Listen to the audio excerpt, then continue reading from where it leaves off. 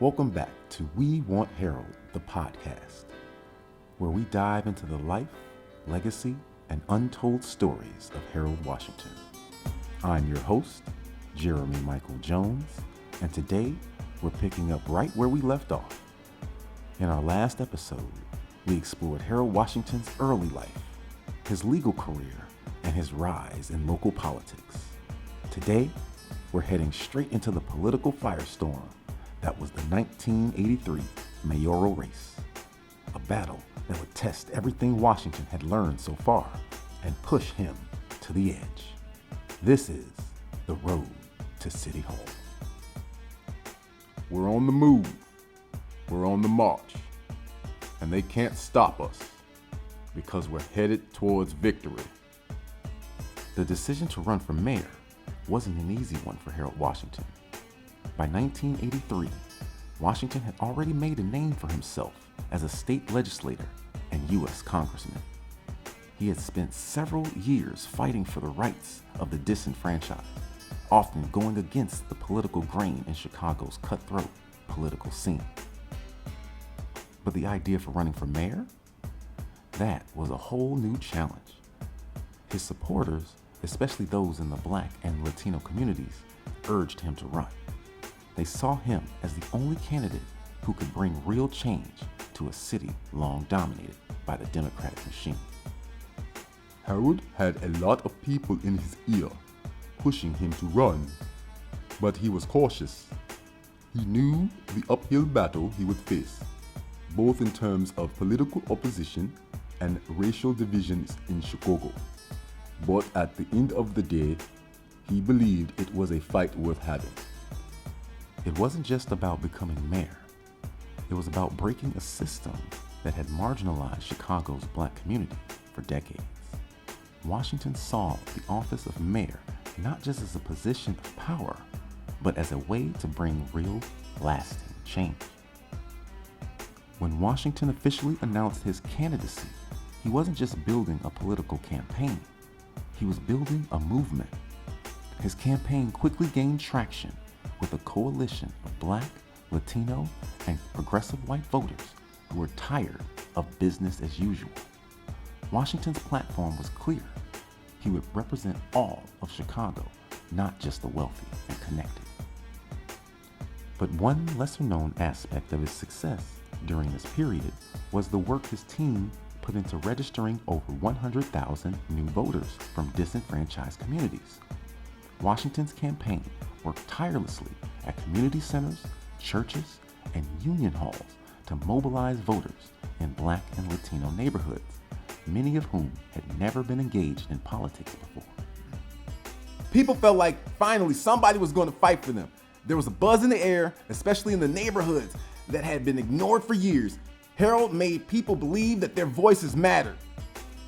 What made this all the more strategic was the dynamic between Washington's two main opponents, Jane Byrne, the incumbent mayor, and Richard M. Daley. While they should have been focused on Washington, Byrne and Daley's animosity towards each other ended up working in Washington's favor. Byrne spent more time attacking Daley than she did Washington, which ended up splitting the white vote between the two. This allowed Washington to make significant gains without facing a unified opposition. As Washington's campaign gained momentum, the opposition began to intensify. The Democratic machine wasn't about to let an outsider, let alone a Black man, take over City Hall without a fight.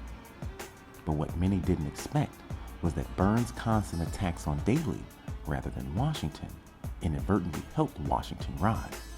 Her miscalculation allowed him to consolidate the Black vote and make inroads into progressive white and Latino communities. Washington faced enormous opposition from the establishment. It wasn't just Byrne and Daley. He also faced betrayal from within the Black political community. Some Black leaders aligned with the Democratic machine openly campaigned against him. The Verdoliak 29, led by Alderman Edward Verdoliak, became notorious for their aggressive opposition to Washington. They represented a faction of the city council that was determined to block Washington's reform at every turn. But that's a story for another episode.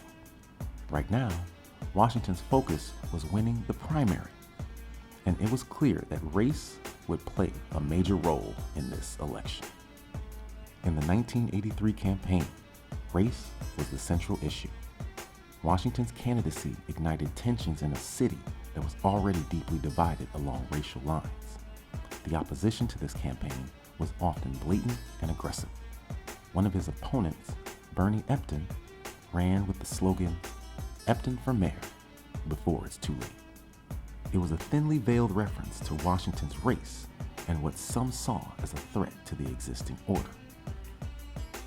This election is shaping up to be one of the most racially charged in Chicago's history, with racial divisions becoming more pronounced as Election Day approaches. Washington, however, refused to be drawn into the racial mudslinging. He remained focused on his platform of reform, transparency, and representation for all Chicago. Against all odds, Harold Washington won the Democratic primary, defeating both Jane Byrne and Richard M. Daley. It was a stunning victory, and for many, it felt like the dawn of a new era in Chicago politics. But the race wasn't over. Now, Washington faced an even greater challenge, the general election against Bernard Epton. We have come this far by faith, but now the real fight begins. The general election would be a bruising battle, with racial tensions reaching a fever pitch. Epton's campaign tapped into the fears of white voters, and the divisions in the city became even more stark. As we wrap up this episode, we leave Harold Washington on the brink of history. He's won the primary, but the road ahead is full of obstacles. Next time, we'll dive into the general election, a contest that would test Chicago's identity and Harold Washington's resolve like never before. Thank you for listening to this episode of We Want Harold, the podcast. I'm your host, Jeremy Michael Jones. Remember, the work continues.